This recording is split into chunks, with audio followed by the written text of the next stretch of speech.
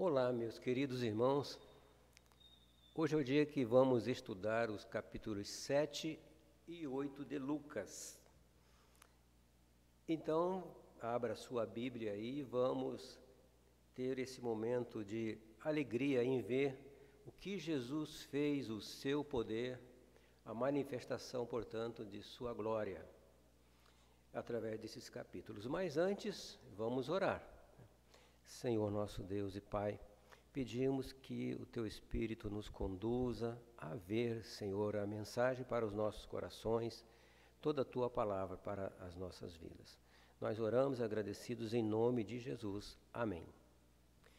Bem, meus irmãos, estamos então por partes aqui, iniciando com o centurião de Cafarnaum, que a história nos leva para esse momento.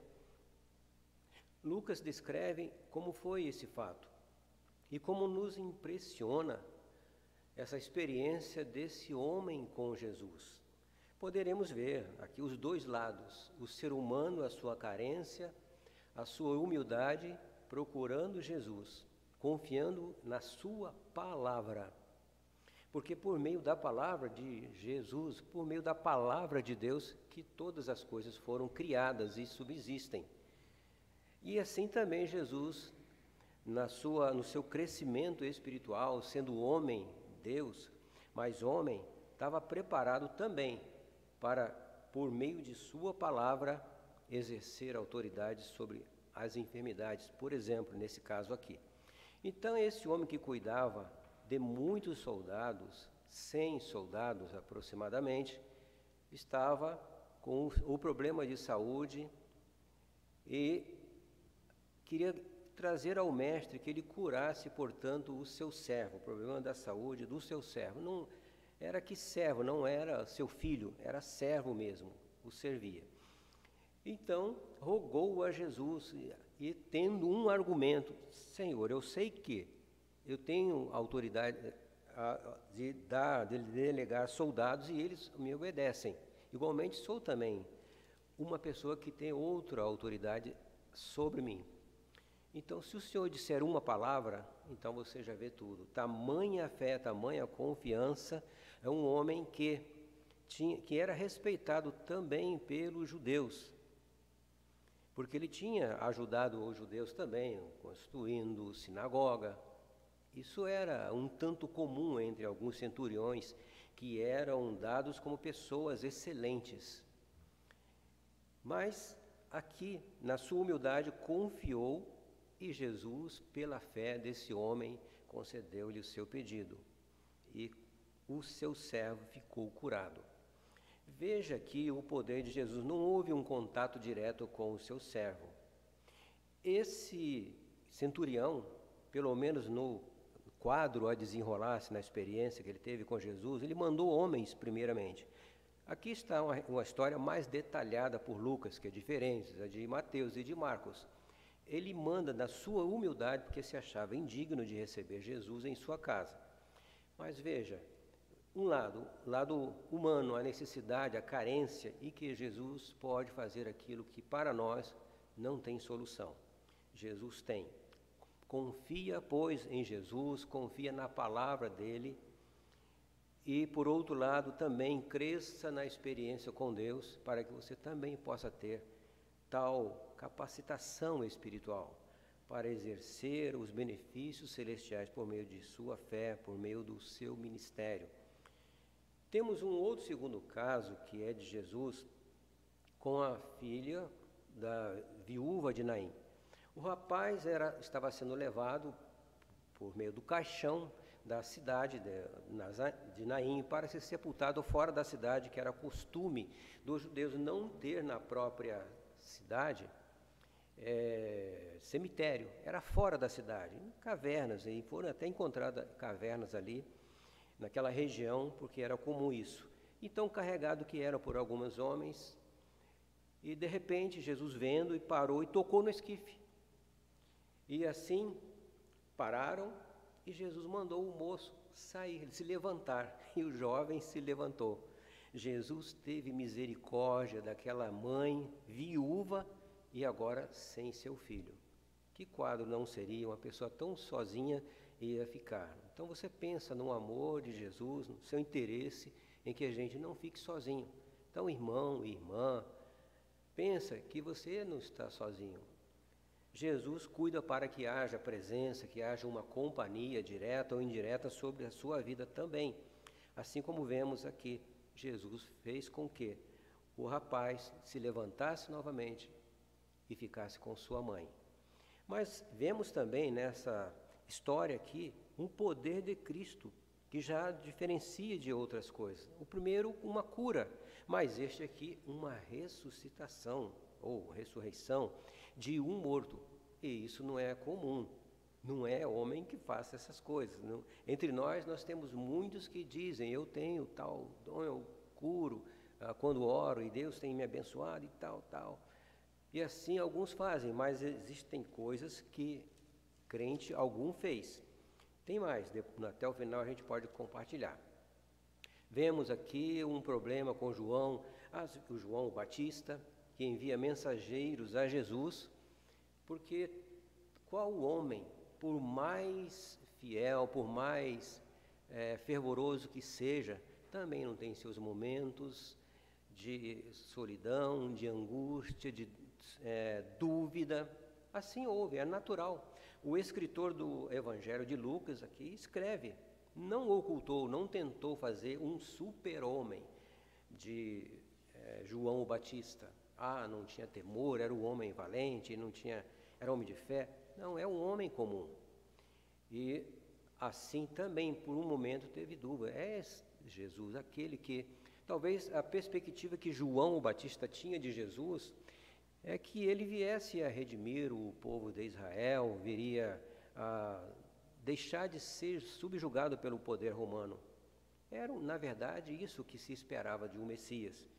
Mas não era essa a perspectiva. João, então, foi como que repreendido por Jesus. Ele não estava entendendo quem era Jesus, que não tinha vindo para isso aí. Jesus não era um político, Jesus não era um militar, não era essa a intenção. Mas ele veio e trazendo o benefício a todas as pessoas. Então veio e curou doentes, ele ressuscitou mortos, ele fez outras coisas. Mas ele chegou a dizer aqui, mandar para João, eis que envio ante a tua face o meu mensageiro, que há de preparar diante de ti o teu caminho. Esse é o testemunho de João. Falando de João há de preparar. Mas Jesus também, quando leu na Escritura, em certo momento ele disse, é-me dado o poder de Deus, está sobre mim o Espírito do Senhor, Aí você já se lembra o que foi profetizado. Então, precisava João Batista compreender bem perfeitamente e se encorajar. Jesus verdadeiramente é o Cristo. Jesus mandou que dissesse para eles ver os resultados da sua obra. Quantas coisas, quantos milagres, quantos prodígios Jesus tinha feito. Então, tudo se cumpria, como dizia as Escrituras a respeito de Jesus. Pensa nisso, João, ouvindo isto, então pôde se reconfortar enquanto estava na prisão, aguardando o seu destino. E sabemos que ele foi degolado por causa do seu testemunho. Jesus então disse, mas também, por outro lado, chamou a atenção dos judeus, quando eles viam João e desprezavam. Então, viam Jesus, desprezavam. Se Jesus comia com os pecadores, desprezavam. Então, não tinha, enfim, não dava um valor. De qualquer jeito, do modo como Jesus viesse, eles não aceitariam. Então, se viesse vestido também de luxuosas vestes e andasse nos palácios, de que adiantaria? Os judeus pareciam, os escribas, os fariseus, os doutores da lei, não estavam muito interessados mesmo, não. Continuando, então, temos um outro momento, a pecadora que ungiu os pés de Jesus, outro relato de João. Este relato, também como o da viúva de Naim, não consta nos outros evangelhos. E também este aqui não. Você pode ver que não há uma outra referência de outro texto num outro evangelho. Então Lucas escreve algumas coisas mais que os outros não têm. Então você tem esse privilégio de ter alguma coisa a mais sobre Jesus, comparando com os outros evangelhos. Então, estes são uns fatos. Por exemplo, aqui nós temos, a história diz que enquanto eles estavam almoçando, comendo, já que Jesus tinha sido convidado por um fariseu. Aliás, cabe aqui um detalhe, é que os fariseus, aliás, a comida que às vezes ofereciam, elas ficavam como que certo, por ser ela assim um tanto livre, não é a nossa cultura, a gente vai comer numa casa, tem os convidados, somente eles entram.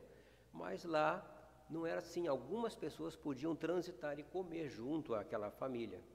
Por isso aquela mulher entrou ali, e talvez a intenção do fariseu fosse observar Jesus. Na verdade, tivesse o interesse de ser o fanático que hospedou Jesus, que serviu Jesus na sua casa. Era esse sentimento que tinha no seu coração, é o que dá para depreender do texto. Mas aquela mulher já fez bem diferente, porque ela, segundo a história diz, que ela chorava enquanto estava ali diante de Jesus a seus pés. Vamos detalhar um pouquinho. Quando soube que Jesus estava ali, que Jesus estava para comer, sentado daquele jeito, com os pés um tanto voltados para o lado ou para trás, então ela pegou um vidro um vidro de alabastro, aliás, um vaso de alabastro com bálsamo, de alto valor, e foi para lá, ficou entre as pessoas por ali andando até chegar a Jesus. Era uma mulher, claro, pecadora, mas na sua humildade foi procurar Jesus. Então Jesus teve misericórdia. E sabe na hora o que pensou aquele fariseu? Ora, se este fosse profeta, já saberia quem e o que é que está aí lhe molhando os pés com suas lágrimas, né? Então, ou lhe tocando. Mas a mulher não pensava assim. Estava ali na sua oportunidade, do lado daquele que lhe podia dar descanso, perdão, purificação dos seus pecados, alívio para os seus sofrimentos, carregando ela o peso das suas dores que vivia nesse mundo, dores de sofrimento, de pecado, dos quais não conseguia se livrar. Enfim, carregava um fardo, um peso, e não podia ser tirado. Mas ali naquela atitude, Jesus viu tamanha humildade, porque ela derramava, enxugou ali os pés de Jesus com suas lágrimas, mas depois derramou aquele óleo. Feito isto, Jesus então faz uma colocação para o fariseu e pergunta a ele com a sua ilustração dizendo o seguinte: Simão, tenho uma coisa a dizer-te. Respondeu-lhe ele: dize-a, mestre. Certo credor tinha dois devedores. Um lhe devia 500 denários e outro 50. Não tendo eles com o que pagar, perdoou a ambos. Qual deles, pois, o amará mais? Respondeu Simão: suponho que é aquele a quem mais perdoou. Replicou-lhe Jesus: julgaste bem. E voltando-se para a mulher, disse a Simão: vês tu esta mulher? Entrei em tua casa e não me deste água para os pés, mas esta com suas lágrimas os regou e com os seus cabelos os enxugou. Não me deste ósculo ou beijo, ela, porém, desde que entrei, não tem cessado de beijar-me os pés. Não me ungistes a cabeça com óleo, mas esta com bálsamo ungiu-me os pés. Pois isso te digo, perdoados lhe são os pecados, que são muitos, porque ela muito amou, mas aquele a quem pouco se perdoa, pouco ama. E disse a ela: perdoados são os teus pecados. Não é emocionante, prezado irmão, prezado irmã, quando o indivíduo, na sua humildade, vai, não importa a quantidade dos seus pecados, o peso, a carga que leva, Jesus, de todos, tem o poder de perdoar, de purificar.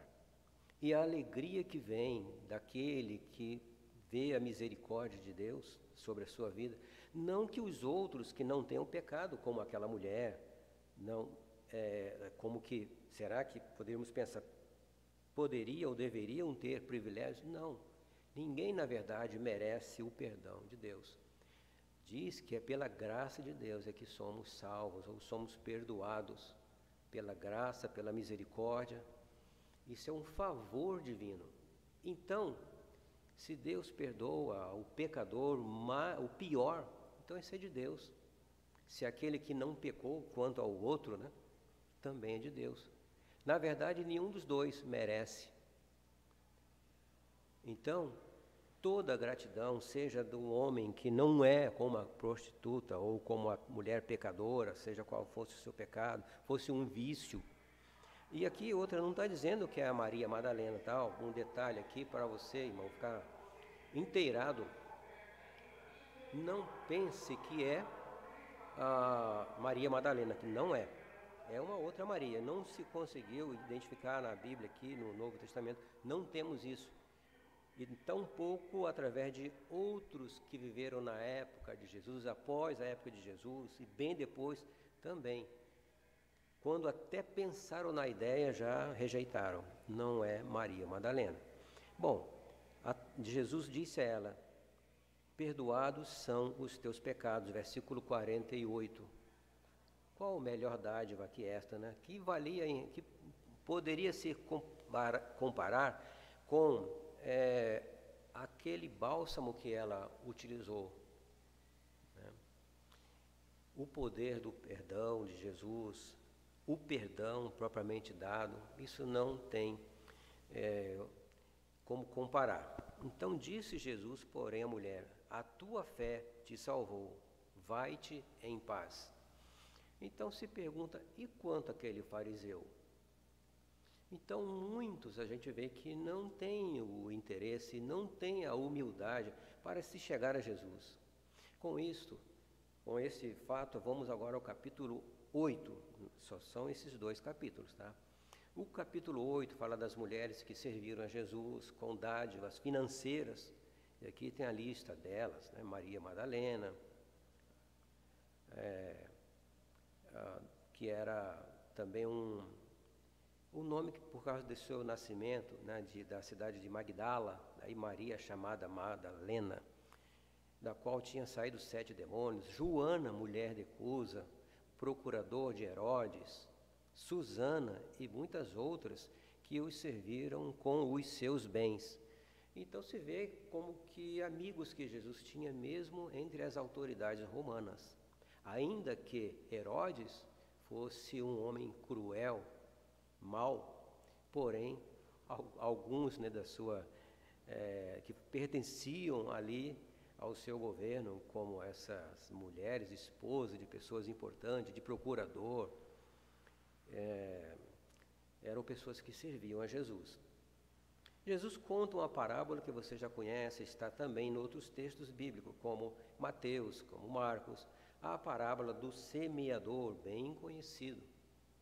A semente que cai, eu quero somente para a gente, vai ganhar um tempo, resumindo a história já bem ouvida, a semente que cai em boa terra, comparado a que cai no caminho, a que cai entre as pedras, a que cai, ou seja, haverá uma que dará fruto e fruto a 100 por 1, ou seja, dá muito fruto, tem resultado, a palavra tem vazio, ela tem efeito.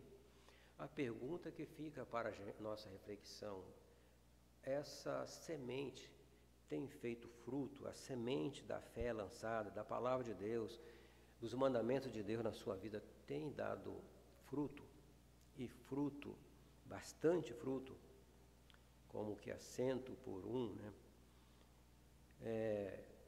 Nós temos também na sequência a parábola da candeia, que fala, essa também está em Marcos, ninguém que acende uma candeia a cobre com algum vaso ou a põe debaixo da cama, mas põe-na no velador, para que os que entram vejam a luz. Porque não há coisa encoberta que não haja de manifestar-se, nem coisa secreta que não haja de se saber e vir à luz. Aqui, ao mesmo tempo, nessa ilustração, temos digamos assim, a informação que nos é dada de que nada há em oculto diante de Deus. Deus tudo sabe, tudo está patente diante de Deus. O que eu penso, o que eu sinto, o que eu faço, nada ficará em oculto diante da luz divina. Então, não se pode esconder nada. Vemos aqui, depois na sequência, a família de Jesus, quando vem sua mãe, e diz o texto, foi-lhe dito, tua mãe e teus irmãos estão lá fora e querem ver-te. Aí Jesus responde, minha mãe e meus irmãos são estes que ouvem a palavra de Deus e as observam. São estes, são aqueles cuja terra, é a boa terra, que ouvem a palavra de Deus e a observam, ou seja, vivem, minha mãe, meus irmãos.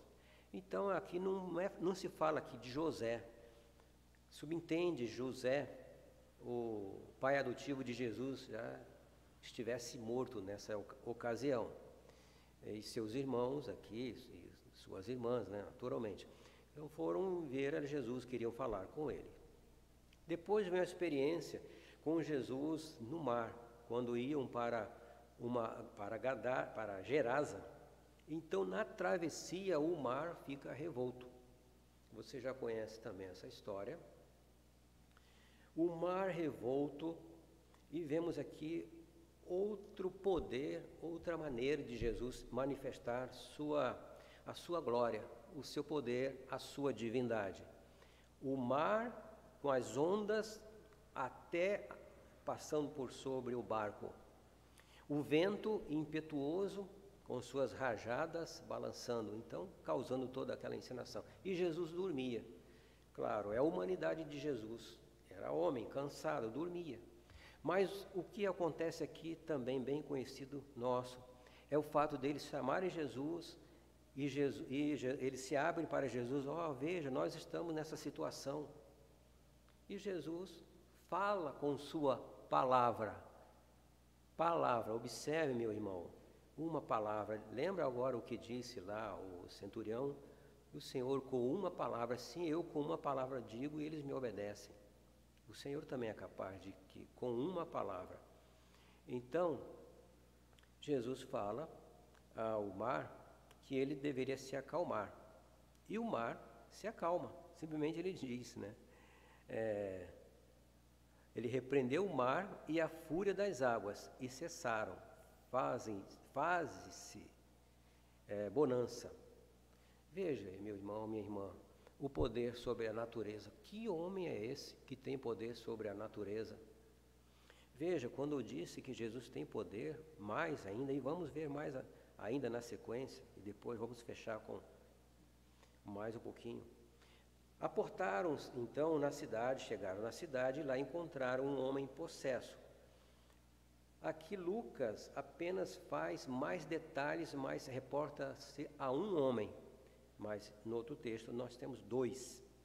Mas a situação que o homem estava, e Jesus, com o seu poder, ordena aos espíritos que estavam sobre aquele homem.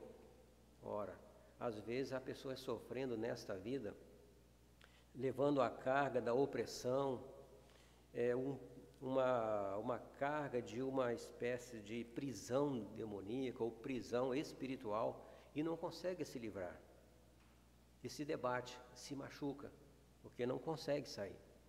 Mas saibamos, irmãos, que nós temos aquele que pode libertar.